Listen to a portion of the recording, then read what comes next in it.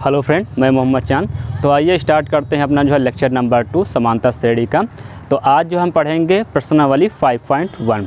तो एक्सरसाइज हमारी 5.1 का फर्स्ट नंबर क्वेश्चन क्या दे दिया गया, कह रहा हमसे कि निम्नलिखित स्थितियों में से किन स्थितियों में संबंध संख्याओं की सूची AP है और क्यों है। तो हमको ये दिखाना है कि जो नीचे दिए गए संबंध हैं हमारे, इसमें 4 संबंध दे दिए गए हैं, चारों में कौन सा संबंध हमारा जो है AP में है उसको हमको बताना। तो फर्स्ट नंबर संबंध हमको क्या दिया, कह रहा है प्रत्येक किलोमीटर के बाद का टैक्सी का किराया, जबकि प्रथम किलोमीटर के लिए किराया 15 रुपये है और उसके बाद प्रत्येक अतिरिक्त किलोमीटर के लिए किराया 8 रुपये है। अगर हमको जो है दे दिया गया कि अगर 1 किलोमीटर हम जाते हैं तो हमको किराया देना पड़ेगा 15 रुपये देना पड़ेगा, और उसके अतिरिक्त जब हम जाएंगे तो हमें किराया जो है 8 रुपये प्रति किलोमीटर हमको देना पड़ेगा। तो जैसे 1 किलोमीटर हम गए तो हमको देना पड़ेगा 15 रुपये देना पड़ेगा। अगर 2 किलोमीटर जाएंगे तो 8 रुपये हमको प्लस एक्स्ट्रा हमको पड़ेगा। अगर 3 किलोमीटर गए तो फिर से क्या हो जाएगा, 15 में 16 रुपये जो है ऐड करके यहाँ पर हमको देना पड़ेगा। तो कैसे हम इसको जो है व्यक्त करेंगे यहाँ पर, तो प्रथम किलोमीटर के लिए फर्स्ट नंबर यहाँ पर दे दिया गया, प्रथम किलोमीटर के लिए किराया। तो प्रथम किलोमीटर के लिए किराया क्या हो जाएगा, हमारा जो किराया डिसाइड किया गया है वो 15 रुपये। उसके बाद अतिरिक्त किराया कितना दिया, अतिरिक्त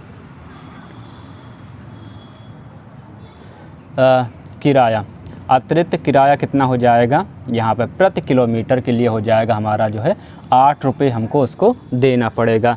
तो हमारे जो है प्रथम किलोमीटर तो 8 रुपये देना पड़ेगा, और दूसरे किलोमीटर के लिए क्या हो जाएगा, दूसरे किलोमीटर के लिए किराया। तो दूसरे किलोमीटर के लिए किराया हमको देना पड़ेगा, पहले के लिए 15 और प्लस 8 रुपये एक्स्ट्रा हो जाएगा, कितना हो जाएगा, 15 में 8 जोड़ेंगे तो 23 रुपये आ जाएगा।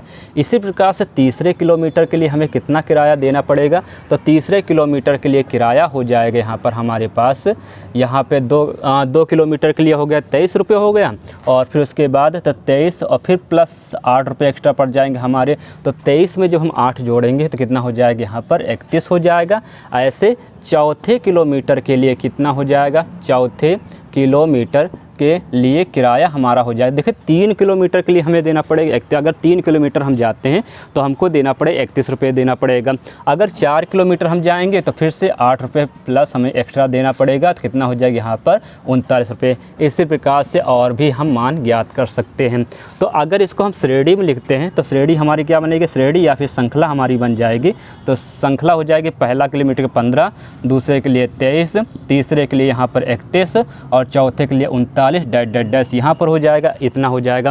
अब यहाँ पे यदि इनके बीच का अंतर यदि समान आ जाए, प्रत्येक संख्याओं के बीच का अंतर समान हो जाए, तो ये हमारी जो श्रेणी कहलाएगी या श्रृंखला कह सकते हैं, ये हमारी श्रृंखला जो है समांतर श्रेणी हो जाएगी यहाँ पर। तो निकाल लेते हैं इनका पहला अंतर D1 मतलब दूसरे से पहले घटाना है, तो 23 में से 15 घटा देंगे तो कितना बचेगा 8। D2 कितना आ जाएगा, अब D2 के लिए इनसे इनको घटाया जाएगा, 31 में से हम 23 को घटा देंगे, कितना आ जाएगा फिर से 8 और 39। अब D3 कितना आ जाएगा यहाँ पर, 39 में से जब 31 को हम घटाएंगे तो फिर से बचेगा 8। देखिए प्रत्येक का अंतर, प्रत्येक संख्याओं के बीच का जो अंतर है वो कितना हमको यहाँ पर दिख रहा है, वो हमको दिख रहा है यहाँ पर 8 के अंतर। आगे भी इसी प्रकार से हम जब ज्ञात करेंगे तो आगे 39 में 8 जोड़ेंगे तो आ जाएगा 47 आ जाएगा, और 47 में से 39 घटाएंगे तब भी 8 आ जाएगा। तो प्रत्येक संख्या यहाँ पर आपको लिख देना हिंदी में कि प्रत्येक संख्याओं के बीच का अंतर समान है, अतः दी गई श्रेणी, अतः दिया गया जो है संबंध समांतर श्रेणी कहलाएगा। ये हमारे इस प्रकार से पहला नंबर जो है क्वेश्चन कंप्लीट हो जाएगा। तो आइए देखते हैं आप क्वेश्चन नंबर अपना दूसरा। अब दूसरा नंबर क्वेश्चन हमको क्या कह रहा है यहाँ पर कि किसी बेलन सिलेंडर दे दिया में उपस्थित हवा की मात्रा, जबकि वायु निकालने वाला पंप प्रत्येक बार बेलन की शेष हवा का 1/4 भाग बाहर निकाल देता है। देखिए क्या कह रहा है कि बेलन जितनी भी हवा भरी रहेगी उस हवा में से क्या होगा, जो हवा निकालने वाला पंप है वो प्रत्येक बार 1/4 भाग जो है उसको बाहर निकाल देगा। तो यहाँ पर किस प्रकार से हम अब देखिए यहाँ पर बेलन जो हमारा दे दिया उसमें अंदर कितनी हवा है वो तो हमको मालूम नहीं है, तो हमें कुछ ना कुछ मानना पड़ेगा। तो हम यहाँ मान लेंगे कि बेलन में हवा की मात्रा, उपस्थित हवा की मात्रा या हवा की मात्रा लिख सकते हैं। हवा की मात्रा हमने मान लिया यहाँ पर 1 है, ये दूसरा नंबर यहाँ पर हम निकाल लें। अब उसके बाद यहाँ पे हवा निकालने वायु निकालने वाला पंप प्रत्येक बार बेलन का शेष हवा का 1/, जो शेष बचेगा उसका 1/4 भाग क्या होता है, बाहर वो निकाल देता है। तो हवा निकाला कितना यहाँ पर, या निकाली हवा या हवा निकाला, यहाँ पर हो जाएगा 1/4 भाग इसका निकाल देता है। अब उसके बाद तो यहाँ पर देखिए बेलन में उपस्थित हवा की जो मात्रा है वो कितनी है, 1 है, और कह रहा है प्रत्येक बार जो है 1/4 भाग इसको निकाल देता। तो ये तो हमारा हो गया प्रथम हो गया, तो इसको हम मान लेंगे A1। तो A1 = तो आ गया हमारे पास 1 आ गया, और उसके बाद इसका जो है जितनी हवा इसमें उपस्थित है A2 का मान क्या होगा, इसका 1/4 भाग बाहर निकाल देता है। तो यहाँ पर इसको जो है निकाली हवा कितनी हो जाएगी, हवा, तो उसके बाद जो है हमारे पास हो जाएगा यहाँ पर 1 - 1/, ये हो जाएगा हमारे पास 4 बराबर आ जाएगा 3/4, 4 एकम 4, 4 में से घटा देंगे तो 3/4 ये हमारे पास अब बचे।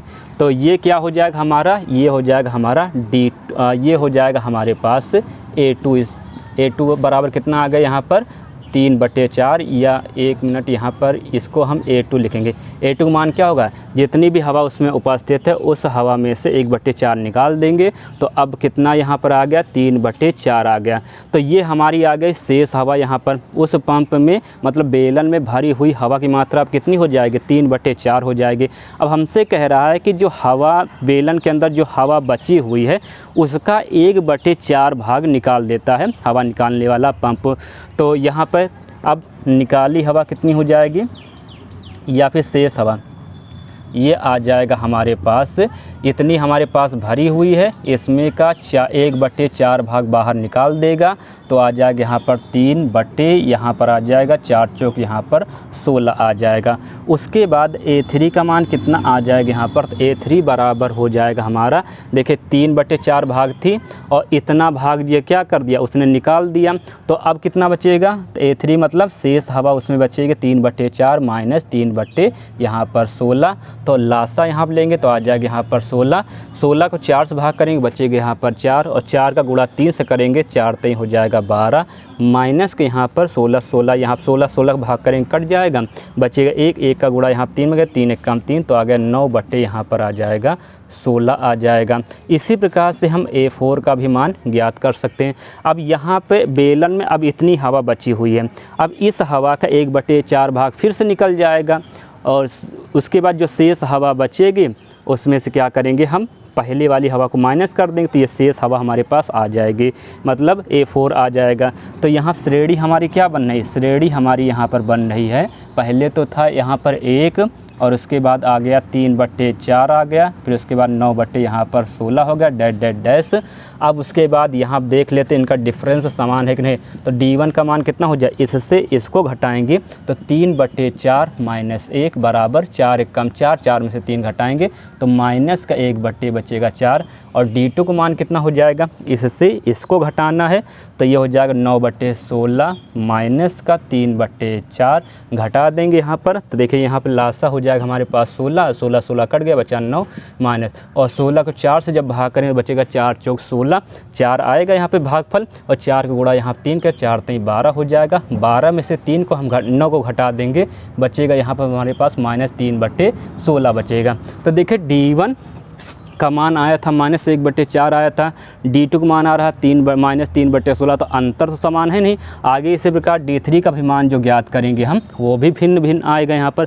तो अंतर यहाँ पर क्या, ये जो श्रेणी हमारी बनी हुई है श्रेणी के बीच का अंतर जो है समान नहीं है, तो दिया गया यहाँ लिख देना कि अतः दिया गया संबंध समांतर श्रेणी में नहीं होगा। तो आइए अब देखते हैं क्वेश्चन नंबर अपना जो है अगला वाला 3रा नंबर क्वेश्चन।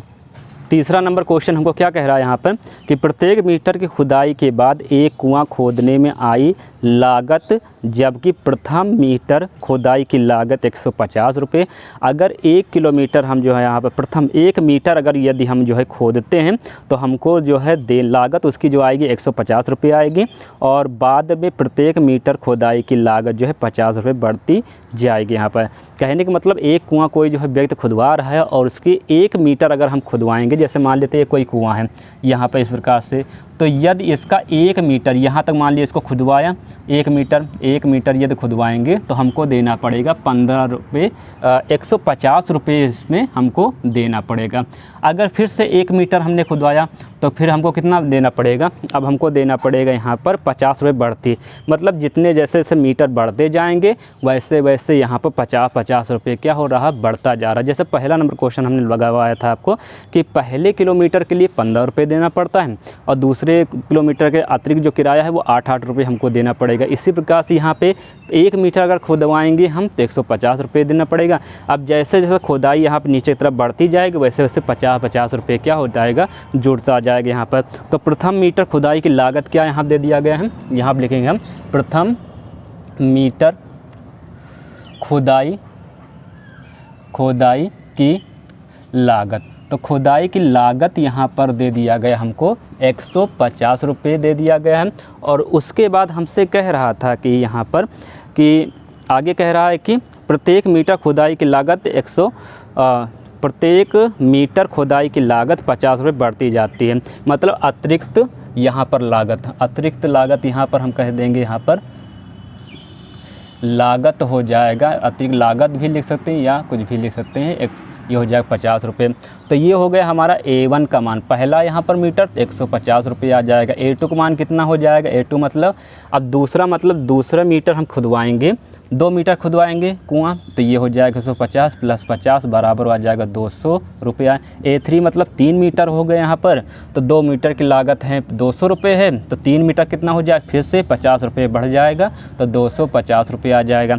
ऐसे A4 का मान मतलब 4 मीटर खुदाई की लागत कितनी हो जाएगी हमारे पास, 3 मीटर खुदाई 250 रुपये है और चौथे मीटर के लिए फिर से 50 रुपये हमको देना पड़ेगा, तो ये आ जाएगा 300। ऐसे A5 का मान कितना आ जाएगा, 4 मीटर खुदाई की लागत है 300 रुपये है, तो 5 मीटर के लिए कितना हो जाएगा 300 और प्लस 5 यहाँ 50 इसमें फिर से जोड़ दीजिए तो हो जाए 350। आगे आप ज्ञात कर सकते हैं। तो हमारी यहाँ श्रेणी क्या बन है, ये हमारी श्रेणी बन गई इसकी कितना, पहला 150 फिर उसके बाद 200 और उसके बाद हो जाएगा 250 हो जाएगा, और उसके बाद क्या हो जाएगा यहाँ पर 250, उसके बाद 300 फिर उसके बाद 350, फिर आगे बढ़ाते जाएं।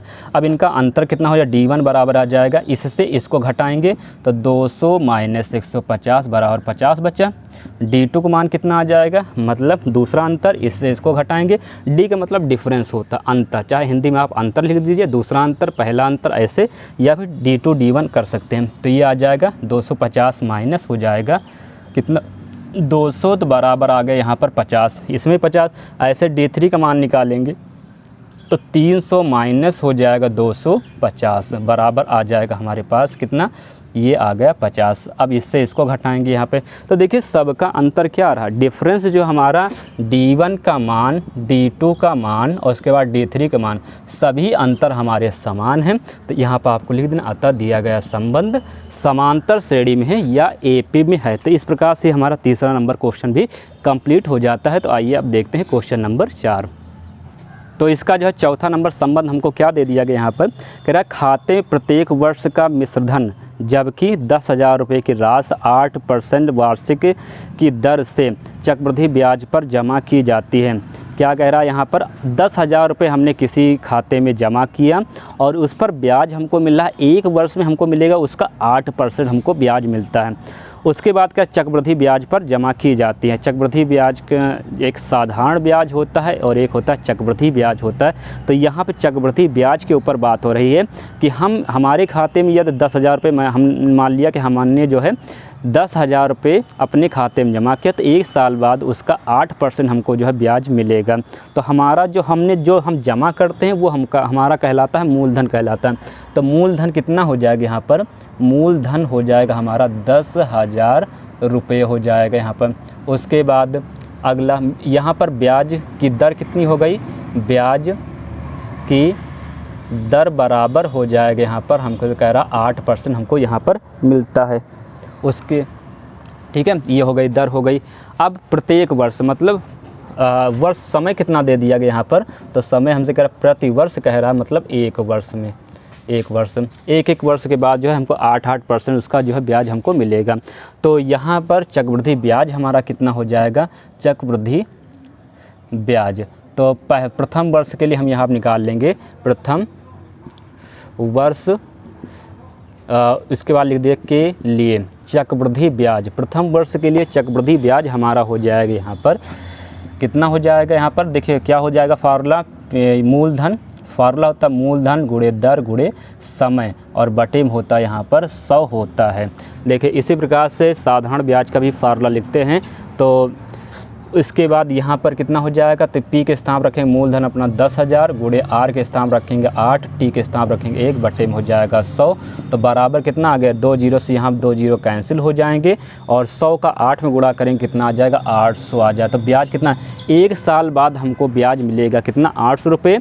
तो दूसरे वर्ष मतलब 1 साल के बाद हमारे, देखिए पहले वर्ष तो हमने जब जमा किया तो ये हो जाएगा हमारे पास 10,000 रुपये हमने जमा किया, 800 रुपये हमको ब्याज मिला। तो 1 वर्ष के बाद हमारे खाते में कितना धन होगा, 10,000 ये और ये 800 ये कितना हो जाएगा, 10,800 रुपये हो जाएगा। तो यहाँ लिख देंगे 1 वर्ष पश्चात खाते में धन हो जाएगा, या राशि खाते में, राशि लिख सकते हैं इसको, राशि हो जाएगा 10,000 और प्लस का 800 बराबर होगा 10,800 रुपये हो जाएंगे।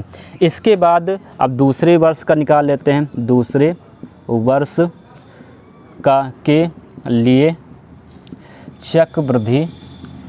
चक्रवृद्धि ब्याज। तो दूसरे वर्ष के लिए चक्रवृद्धि ब्याज हमारा क्या हो जाए, फिर से वही, अब हमारे खाते में कितने रुपए हैं, अब हमारे खाते में है 10,800 रुपये। पहले तो हमारे, अब ये नहीं आपको रखना है मूलधन के स्थान पे, अब जो प्रेजेंट टाइम में हमारे पास जो है उसको हमको रखना है, 10,800 रुपये हमारे खाते में है। तो ये हम रखेंगे मूलधन, ये हो जाएगा 10,800 और गुणे में दर कितना, दर तो वही रहेगा 8% और गुणे समय 1 वर्ष बाद हम निकाल लें यहाँ पर, और उसके बाद हो जाएगा 100। 2 जीरो से 2 जीरो यहाँ पर कैंसिल आउट हो जाएंगे और फिर 8 का गुणा इसमें करेंगे तो 8 × 64 हो गया, और उसके बाद ये हासिल आए थे 6 और 8 एक कम हो जाएगा यहाँ पर 8। तो 864 रुपये हमको मिलेगा, दूसरे वर्ष हमको ब्याज मिलेगा। तो इतना हो गया। तो यहाँ क्या लिख देंगे, 2 वर्ष पश्चात खाते में राशि। तो 2 वर्ष पश्चात खाते में कितनी राशि होगी हमारी, देखिए 10,800 हमारे पास था और इसके बाद 864 रुपये फिर ब्याज हमको मिलेगा। तो जोड़ने में कितना आ जाएगा, 4 जीरो मिलकर हो जाएगा यहाँ पर 4 और 6 जीरो मिलकर हो जाएंगे यहाँ 6, 8 मिलकर हो जाएगा 16 के 6 हासिल आए 1 और उसके बाद 1 यहाँ पर 1 हो जाए। तो 11,664 रुपये हो जाएंगे हमारे जो है दूसरे वर्ष। इसी प्रकार से फिर से आप निकाल लीजिए कि तीसरे वर्ष के लिए चक्रवृद्धि ब्याज। अब क्या रखना है आपको, अब यहाँ पर मूलधन के स्थान रखना 11,664 यहाँ पर रखेंगे, यहाँ दर वही रहेगी, समय एक ही रहेगा। उसके बाद फिर से ब्याज निकाल लीजिए और फिर उसके बाद जोड़ दिए। तो 3 वर्ष के पश्चात हमारे खाते में कितना धन होगा वो हमको जो है पता हो जाएगा। तो ये हो गया। तो ये पहला वाले को हम क्या मान लेंगे, यहाँ पे इसको मान लेंगे हम A1 इजकल टू हमको दे दिया गया 10,000 और उसके बाद A2 की वैल्यू कितनी आ जाएगी, A2 का माना मतलब दूसरे वर्ष हमारे खाते में धन ये हो जाएगा कितना 10,800 रुपये और A3 इजकल टू हो जाएगा यहाँ पर तीसरे वर्ष 11,600, ये हो गया हमारा 64 हो जाएगा। ऐसे और भी आप ज्ञात कर सकते हैं। तो हमारी श्रेणी क्या बन जाएगी यहाँ पर, श्रेणी हमारी बन जाएगी यहाँ पर 10,000 और उसके बाद कामा 10,800 और कामा 11,664 अब इनका अंतर निकाल लीजिए। तो D1 इजकल टू आज इससे इसको घटाएंगे हम, तो घटाने के 10,800 में से 10,000 घटाओ कितना बचेगा, 800 रुपये बचेगा। हम यहाँ डायरेक्ट लिखे दे रहे हैं इसको। और D2 का मान कितना आ जाएगा, इससे इसको घटाना यहाँ पर, तो देखिए यहाँ घटा कर दिखाई दे रहे हैं 11,664 और उसके बाद 10,800 रुपये है यहाँ पर। तो घटाएंगे तो यहाँ बचेगा 4, यहाँ बचेगा 6 और यहाँ से लेंगे यहाँ 16, 16 में से 8 घटाएंगे कितना बचेगा, यहाँ पर 8 बचेगा और उसके बाद 0, यहाँ 0। तो ये 864, D2 का मान कितना आएगा, 864 आएगा। इसी प्रकार D3 का भी मान निकाल सकते हैं आप। तो देखिए यहाँ पे D1 D2 ही बराबर नहीं, होना क्या चाहिए समांतर श्रेणी में, जो अंतर है प्रत्येक संख्याओं के बीच का जो अंतर वो समान होना चाहिए। तो यहाँ समान तो आ नहीं रहा है, तो इसके नीचे आपको लिख देना है कि संख्याओं के बीच का जो अंतर है, राशि के बीच का जो अंतर है वो समान नहीं है, अतः दिया गया संबंध समांतर श्रेणी में नहीं होगा। तो इस प्रकार से हमारा चौथा नंबर क्वेश्चन भी कंप्लीट हो जाता है। तो आज के लिए सिर्फ इतना ही। हम जो है इसके आगे, इस एक्सरसाइज के जो आगे वाले क्वेश्चन उनको हम अपने अगले वीडियो में बताएंगे। तब तक के लिए धन्यवाद।